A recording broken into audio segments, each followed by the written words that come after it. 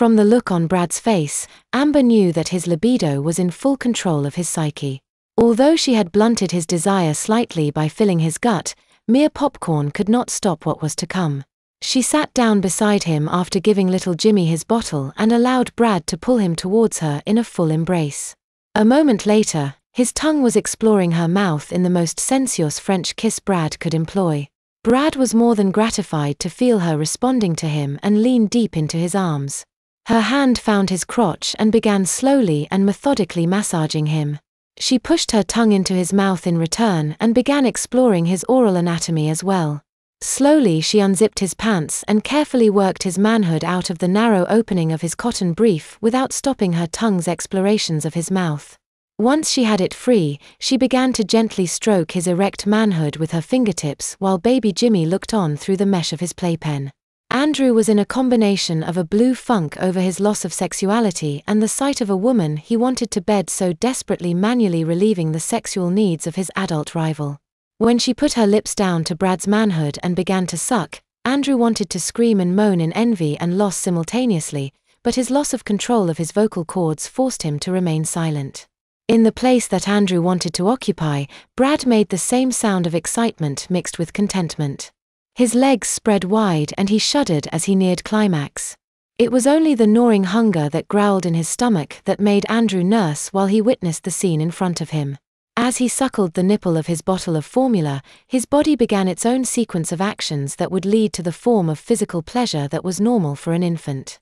Initially, the small stiff walls of his infant bladder cut loose as cystic pressure from the influx of urine from his kidneys reached a critical point to cause the weak sphincter of babyhood to release.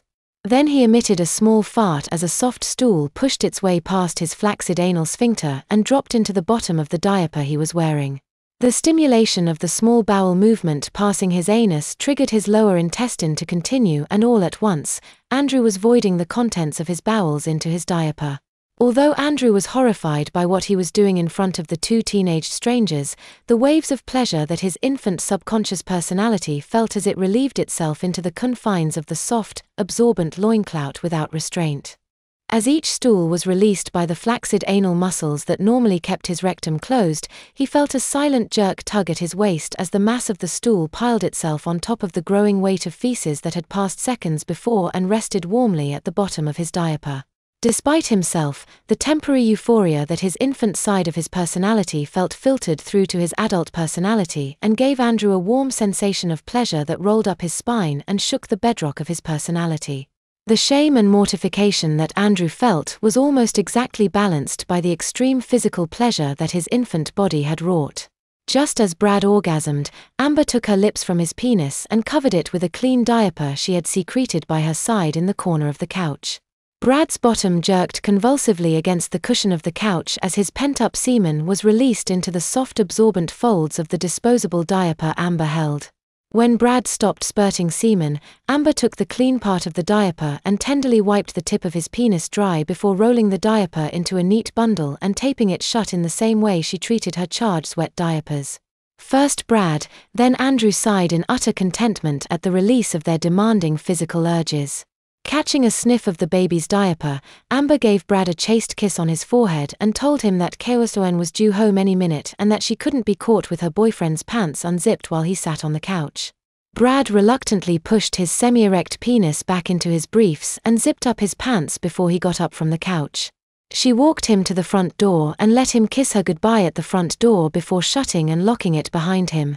Although Brad had his physical needs satisfied by Amber, he left the house wanting more.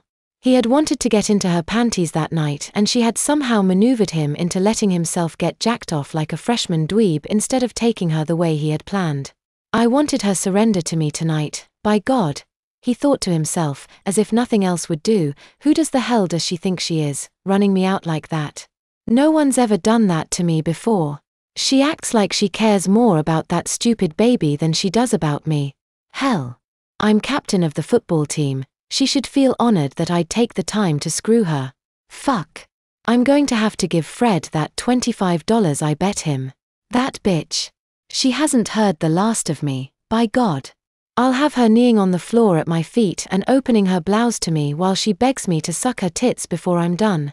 As he got into his hand-lacquered, candy apple red, fully equipped, supercab, long bed pickup truck, he said to no one in particular, fucking cock-teasing whore.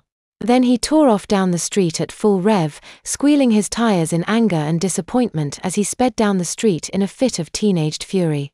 By the time that Amber got back, Andrew was teary-eyed at both his embarrassment over his dirty diaper and his apparent abandonment at the hands of his beloved babysitter. When she returned, Andrew greeted her in a sophomoric attempt to get her to notice him, having forgotten the sad condition of the disposable diaper that sagged heavily between his legs. Andrew gurgled in greeting, hoping that she would pay attention to him now that his rival was gone. Amber returned to the family room and picked him up by the arms and held him to her chest as she carried him up to the nursery to change his dirty diaper. As she climbed the stairs, Andrew whimpered fretfully as he realized the reason for the trip to the nursery. Andrew suddenly comprehended that she had no intention of taking him to bed to cuddle him and relieve him of his sexual desire. She was going to change his diapers.